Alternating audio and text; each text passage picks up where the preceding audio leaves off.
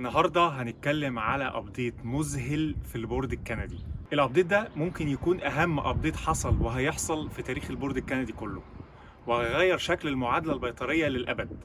دلوقتي ممكن تاخد البورد الكندي من غير امتحان عملي. السلام عليكم ورحمة الله وأهلا بيكم في فيديو جديد على أفيك. رمضان كريم على كل متابعين أفيك، والسنة دي رمضان فعلا كريم علينا وعلى كل البيطريين اللي بيتابعونا. سنة 2020 رغم كل الظروف اللي بنمر بيها إلا إن في أخبار كتير حلوة حصلت فيها لكل البيطريين اللي عايزين يشتغلوا في كندا. في مارس 2020 نزل أبديت على موقع البورد الكندي. الأبديت ده بيتكلم على Alternative Pathways تقدر تخلص بيها البورد وتاخد اللايسنس من غير ما تمتحن امتحان CBE اللي هو امتحان الكلينيكال بروفيشنسي اكزامينيشن او الامتحان العملي. الباثوي الاول هو برنامج البيف.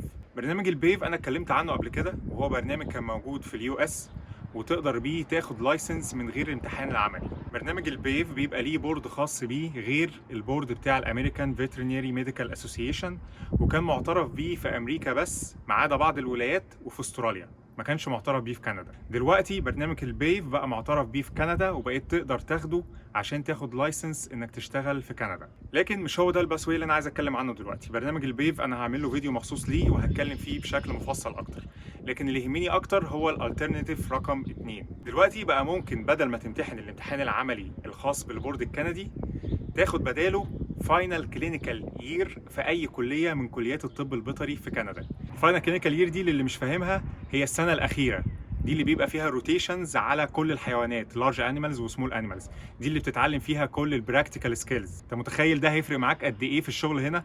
يعني تخش السنه الاخيره في كليه طب بيطري هنا، وبعد ما تخلص تقدر تاخد اللايسنس. الفاينل كلينيكال يير دي تقدر تقدم عليها بمجرد ما تعدي اول امتحان بس، يعني بعد ما تاخد امتحان البيزك تقدر تقدم على الفاينل كلينيكال يير.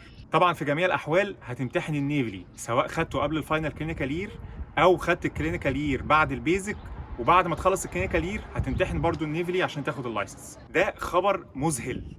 الخبر ده اهميته مش بس ان احنا بقينا نقدر ناخد اللايسنس من غير امتحان عملي، الخبر اهم واعمق من كده بكتير.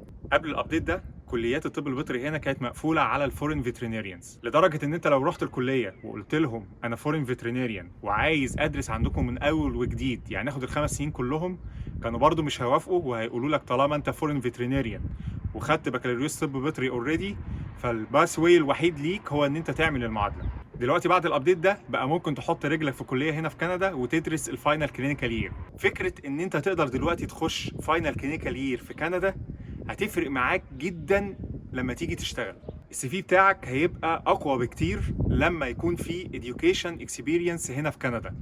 انت كده هتبقى حرفيا زيك زي اللي متخرج من هنا، لانك فعلا درست معاه في نفس الكليه اللي هو درس فيها وتخرجت من نفس الكليه اللي هو اتخرج منها. الموضوع ده هيساعدنا كتير جدا واحنا بندور على فرص عمل هنا في السوق الكندي، وهنبقى على نفس الليفل بتاع كل الدكاتره اللي متخرجين من الكليات اللي هنا. الكلينيكال يير دي برضو هتفرق معانا كتير جدا واحنا بندور على انترنشيبس، لانك برضو بعد الفاينل كلينيكال يير دي هتبقى على نفس الليفل بتاع خريجين الكليات هنا في كندا. ده هيزود فرصك جدا في انك تقدر تلاقي انترنشيب هنا في كندا لما تيجي. الميزه الثالثه واللي انا عارف انها هتعجبكم قوي، ان من كام سنه كانت المعادله مفيش اي علاقه ما بينها وما بين الهجره، وكان لا يمكن تستخدم المعادله كوسيله للهجره، والمعادله ما كانتش بتديك اي ادفانتج في البروفايل بتاعك على الاكسبريس انتري. من كام شهر بقى في برنامج هجره المدن الريفيه Rural and Northern Immigration Pilot، وعن طريق البرنامج ده بقى عندنا طريقه نقدر نستخدم بيها المعادله عشان نهاجر. دلوقتي بقى في طريقتين تقدر تستخدم بيهم المعادله عشان تهاجر. دلوقتي بمجرد ما بتعدي امتحان البيزك بقيت إليجيبل ان انت تقدم على فاينل كلينيكال يير هنا في كندا في اي كليه من كليات الطب البيطري.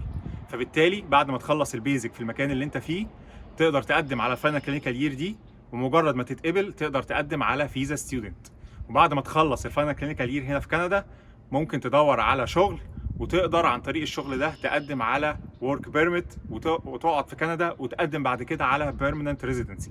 ضيف على ده انك لو خلصت النيفلي الاول في البلد اللي انت فيها وبعد كده قدمت على الفاينل كلينيكال يير، فبمجرد ما هتخلص الفاينل كلينيكال يير هنا في كندا هتكون معاك بيرميت انك تشتغل كفيترينيريان، وده هيزود فرصك كتير قوي في انك تقدر تلاقي شغل بسرعه وتقدم بعد كده على بيرمننت ريزيدنسي. يبقى دلوقتي البورد الكندي بقى فيه alternative pathways نقدر ناخد بيها اللايسنس من غير ما نعدي على امتحان السي بي اي. بقينا نقدر نقدم على بروجرام البيف، وده لسه هتكلم عنه بالتفصيل، او نقدم على الفاينل كلينيكال يير. فدلوقتي انت بتسجل في البورد، تمتحن امتحان البيزك وتقدم على الفاينل كلينيكال يير، تاخد الفاينل كلينيكال يير وبعد كده تاخد النيفلي، او تاخد البيزك بعدين تاخد النيفلي بعدين تقدم على الفاينل كلينيكال يير. بعد كده بقى معاك اللايسنس ومش محتاج ان انت تمتحن امتحان عملي. انا بدأت في المعادلة من 2016، واللي شايفه ان كل سنة المعادلة بتبقى اسهل والباس ويز بتاعتها بتبقى متنوعة اكتر، وبيبقى في حلول اكتر للدكاترة البيطريين اللي عايزين يعملوا المعادلة ويجوا كندا. متهيألي ده خبر جميل جدا لأي حد كان جاد ان هو فعلا يعمل المعادلة. لو اي حد كان لسه متردد ان هو يعمل المعادلة ولا لا، متهيألي دلوقتي ما عادش فيه اي سبب يخليك تتردد. لو انت فعلا جاد وعايز تيجي تشتغل هنا وتغير مستقبلك للافضل، ابدأ خد خطوة جدية في انك تبدأ المعادلة. خلال الفترة الجاية انا هبتدي اكوميونيكيت مع كليات الطب البيطري هنا في كندا، واي ويل كيب يو ابديتد بالبروجرامز اللي هيوفروها للفورين فيترينيريانز. كل سنة وانتم طيبين، واشوفكم في فيديو جديد على افيك على خير ان شاء الله.